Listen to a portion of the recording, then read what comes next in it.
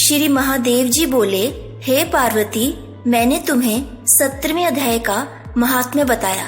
अब तुम ध्यान पूर्वक 18वें अध्याय का पावन महात्म्य श्रवण करो। श्री महादेव जी ने कहा, हे गिरि नंदिनी, चिन्ह में अनंत की धारा बहाने वाले 18वें अध्याय के पावन महात्म्य को, जो वेद से भी उत्तम है, श्रवण करो। यह संपूर्ण शास्त्रों का सर्वस्व, कानों में पड़ा हुआ रसायन के समान तथा संसार के यातना जाल को छिन्न भिन्न करने वाला है। सिद्ध पुरुषों के लिए यह परम रहस्य की वस्तु है। इसमें अविद्या का नाश करने की पूर्ण क्षमता है। यह भगवान विष्णु की चेतना तथा सर्वश्रेष्ठ परम पद है। इतना ही नहीं, यह विवेक में लता का मूल, काम, क्रोध और मद को नष्ट करने वाला, इंद्र आदि देवताओं के चित्त का विश्राम मंदिर तथा सनक सनंदन आदि महायोगियों का मनोरंजन करने वाला है। इसके पाठ मात्र से यमदूतों की गर्जना बंद हो जाती है। हे पार्वती, इससे बढ़कर कोई ऐसा रहस्यमय उपदेश नहीं है जो संतप्त मानवों के त्रिविध ताप को हरने वाला और बड़े बड़े पातकों का नाश करने वाला हो। 18वें अध्याय का लोकोत्तर महात्म्य है। इसके संबंध में जो पवित्र कथा है, उसे भक्ति पूर्वक सुनो। उसके श्रवण मात्र से जीव समस्त पापों से मुक्त हो जाता है। मेरू गिरी के शिखर पर अमरावती नाम वाली एक रमणीय पुरी है। उसे पूर्व काल में विश्वकर्मा ने बनाया था। उस पुरी में देवताओं द्वारा सेवित इंद्र शची के साथ निवास करते थे। एक दिन वे सुख पूर्वक बैठे हुए थे।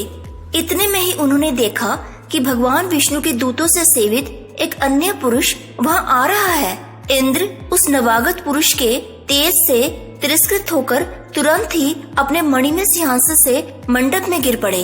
तब इंद्र के सेवकों ने देवलोक के साम्राज्य का मुकुट उस नूतन इंद्र के मस्तक पर रख दिया। फिर तो दिव्य गीत गाती हुई देवांगनाओं के साथ सब देवता उनकी आरती उतारने लगे। ऋषियों ने वेद मंत्रों का उच्चारण करके उन्हें अनेक आशीर्वाद दिए। गंधर्वों का ललित स्वर में मंगलमय गान होने लगा।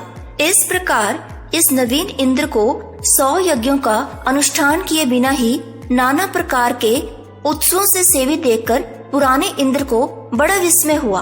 वे सोचने लगे, इसने तो मार्ग में न कभी पौंसले बनवाए हैं, अर्थात प्याऊ बनवाए हैं, न पोखरे खुदवाए हैं और न ही पथिकों को विश्राम देने वाले बड़े बड़े वृक्ष लगवाए हैं।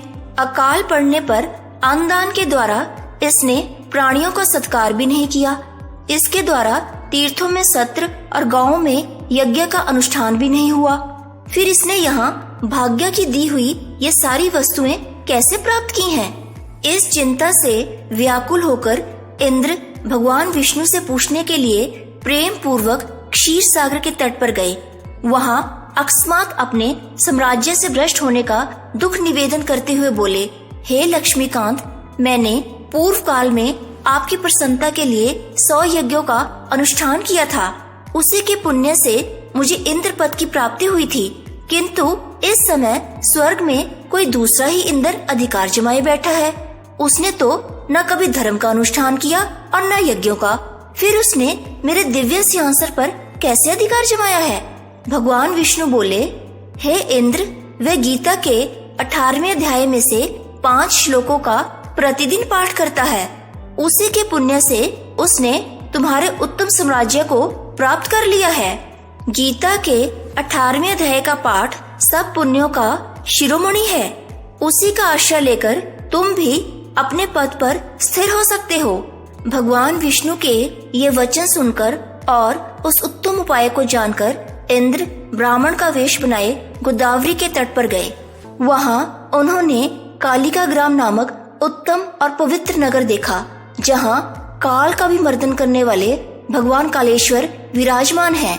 वहीं गोदावरी के तट पर एक परम धर्मात्मा ब्राह्मण बैठे थे, जो बड़े ही दयालु और वेदों के पारंगत विद्वान थे। वे अपने मन को वश में करके प्रतिदिन गीता के 18वें अध्याय का स्वाध्याय किया करते थे। उन्हें देखकर इंद्र ने बड़ी प्रसन्नता के साथ उनके दोनों चरणों में मस्तक झुकाया और उन्हीं से 18वें अध्याय को पढ़ा।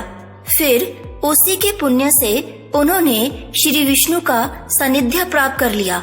उसी के पुण्य से उन्होंने श्री विष्णु का सायुज्य प्राप्त कर लिया, अर्थात वे भगवान विष्णु में ही विलीन हो गए। इंद्र आदि देवताओं का पद बहुत ही छोटा है, यह जानकर वे परम हर्ष के साथ उत्तम वैकुंठ धाम को गए।